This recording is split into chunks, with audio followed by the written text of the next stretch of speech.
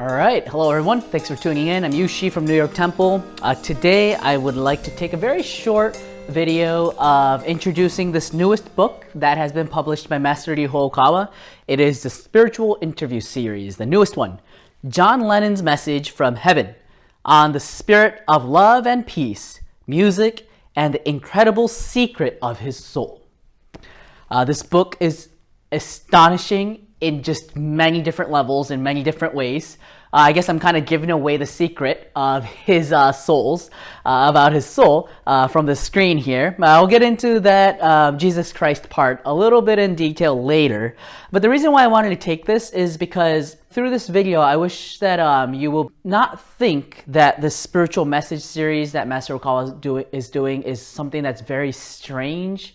But it's even if you believe it or not, the contents of this book is just absolutely informative.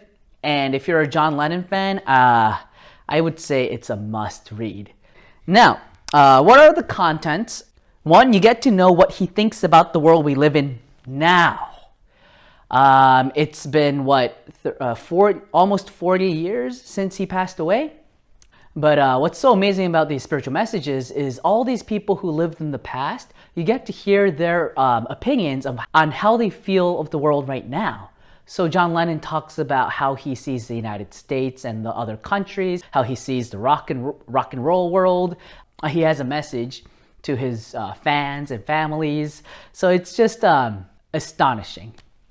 Next point that this book talks about, you find out the true thoughts he had for the famous phrases he said while he was alive, or the movements he started, such as the anti-war movement, civil rights movement, women's liberation movement, and this may not be that popular, but anti-communism too.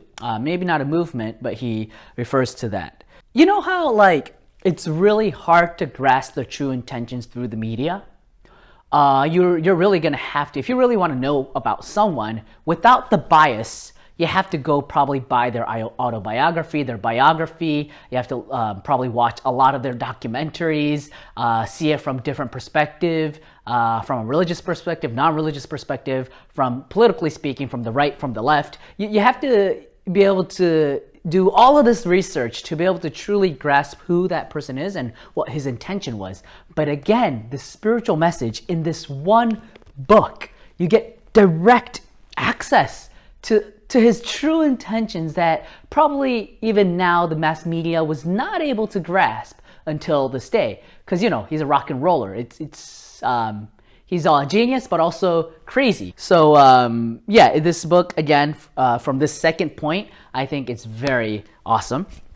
3, his intentions of the hit songs, such as Imagine, Power to the People, Let It Be.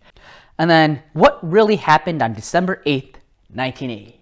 That is the date of his assassination in front of the Dakota House in New York City. And then also the purpose of his life and why he was born in Liverpool, England. You can see that why he chose that time after World War II, being born after World War II in England. You can see that his intentions of just intense love to soothe the world for all the people who has suffered from World War II.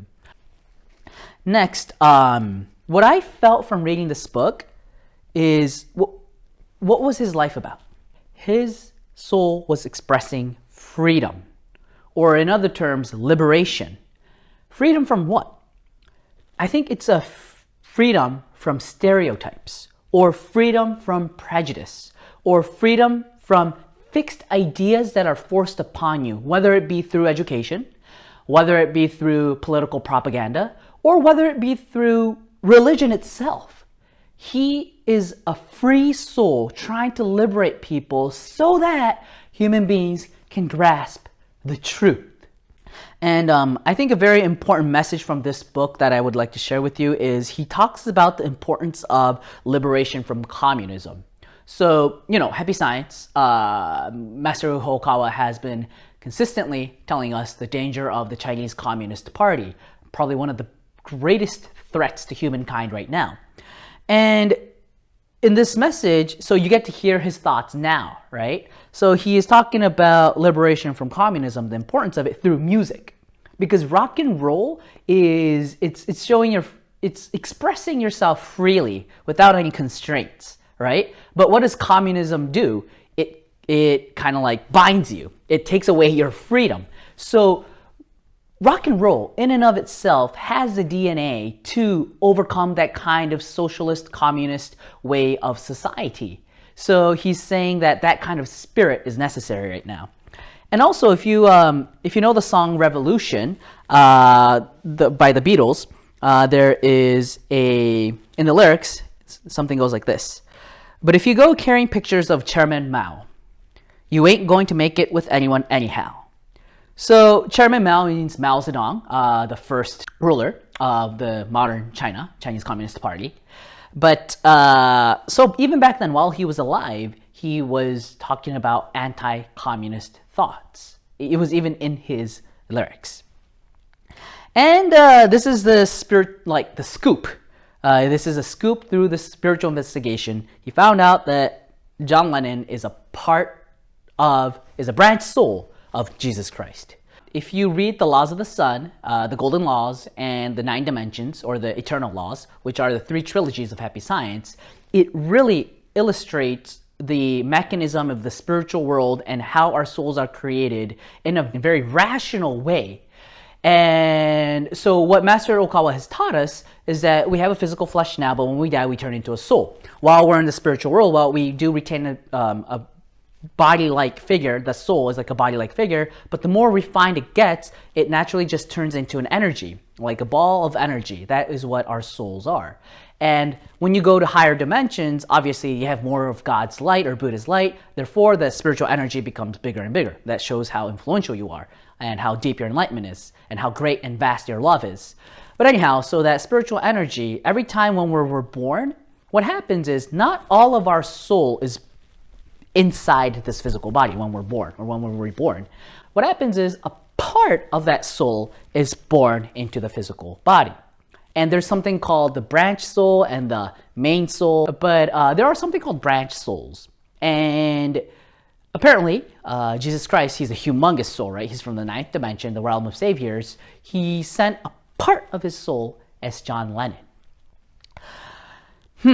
Then where is the resemblance? One, we can say that they're both rock and roll. Why was Jesus Christ rock and roll?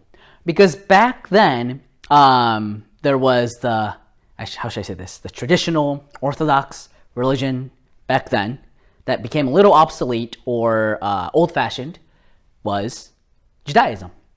And it was restricting people's freedom because it was just too systematic.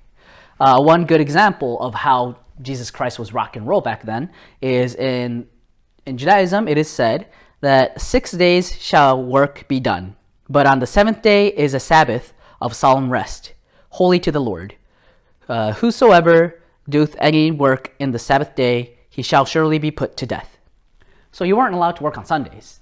But Jesus comes out, and when he sees someone suffering, he would heal them, he would help them on a Sunday. So he was working on Sundays. So then he was charged because, back then Judaism was the law. So he was charged for, I guess, breaking the law. So you can see that he was breaking the laws back then. That's rock and roll. And if you look at the disciples of Jesus, I mean, there were prostitutes, they were tax collectors, and they were fishermen. Who chooses people in that kind of occupation as their disciples? Whoever thought that kind of a religion would turn into a world religion, right? So you can see that Jesus Christ is really rock and roll in that spirit too. And also they both talk about love and peace. Here are 2 famous quotes from John Lennon while he was alive. All our songs are anti-war. All our songs are anti-war. So that shows about peace. And also, John Lennon said, I still believe all you need is love, but I don't believe that just saying it is going to do it, I mean, I still believe in the fact that love is what we all need. So he emphasizes the importance of love and peace. Jesus Christ is also talking about love and peace. However, here comes in the question of that very controversial statement that John Lennon said, and I quote his words, Christianity will go. It will vanish and shrink. I needn't argue with that. I'm right and I will be proved right.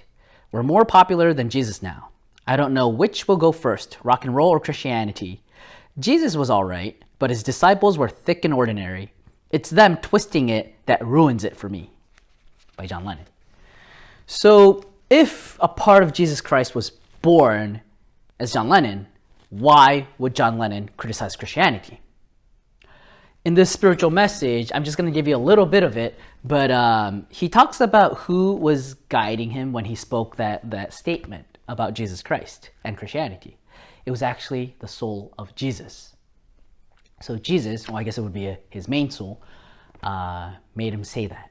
So Jesus Christ himself is thinking that he needs to create destruction, constructive destruction to the old systematic way of the Christian church. This is a very interesting scoop, but again, that goes back to rock and roll. Again, if you would like to read this book, you can get it on Amazon, or you can buy it at our local temples or a Barnes & Noble. But yes, it's a truly interesting book to read. And to finish my message today, I would like to quote one message from the spiritual message of John Lennon. We need to cut the chain of hatred. If they cannot overcome this, then by singing the same song, people of different religions can gather under that song. This is what I was imagining. I really hope that this book will help serve one step toward the world becoming peaceful by knowing his true intentions. Thank you for listening, and see you next time. Hi everyone, my name is Annette. I am the book ambassador for New York Temple. I hope everyone's doing well today. Today, I would like to express the wonderful book that we received called John Lennon's Spiritual Messages from Heaven. As we all know, John Lennon was the lead vocalist of the Beatles, and he was definitely a huge figure in music history, especially in rock and roll. So one thing that we learned about John Lennon, that he comes from a pretty high dimension in heaven, a pretty high place in heaven, and he happens to be related to Jesus Christ. And what's really cool about that correlation is that he wanted to change the world of rock and roll. He wanted to change the world and make it a better place and much more peaceful place with his music. How beautiful is that to really think about? If you listen to his music, that's what he wanted people to feel when everyone heard his music. And I also wanted to express that he also talks about happy science as well in this book. And we are a growing religion. We're fairly new, around 30-something years old. And the thing is, even though happy science started in Japan, we have no intention of staying in Japan. We have temples all over the world, and we're working very hard to expand the concept and the idea of happy science. So John Lennon gave us a bunch of tips on how we can improve ourselves as a spiritual movement, because he actually sees it as a good thing. Another aspect in terms of religion, John Lennon was anti-establishment, and as much as he believed in God, he was not very keen about pastors and the clergy who are only thinking of themselves. And he found this to be a very negative thing about current Christian and Catholic churches. And he finds that wrong. It's not that John Lennon was against Christianity or Catholicism. It's that these establishments have people who are irresponsible and making people unhappy. So if that does not express any more of like who John Lennon was, and if you are his fan or if you've heard of his music, you know this is true about him. He's always been against establishments as such. Another aspect of John Lennon that comes up in this book is politics, because he was anti-war. He didn't think war was a good thing, and he was anti-communist as well. He thinks that these things do not contribute to the happiness of other people, and he goes in depth and in detail of what he believes, why he believes this. I'm just in awe with his messages. He ultimately wants to bring a lot of love through music, through the arts, and he also, through those endeavors, to be as honest as possible and not put a filter, because he was someone who did not do that. He even says in the spiritual message that he only knew how to be honest. He didn't know how to be dishonest. It's really cool, and he's a wonderful soul. He really is. John Lennon wanted to rock this world in the most peaceful, loving way, and in a way that, that strikes a fire in you at the same time. I hope that this video gives you some insight on this book, and you take some consideration to read it on your own as well. Have a great day.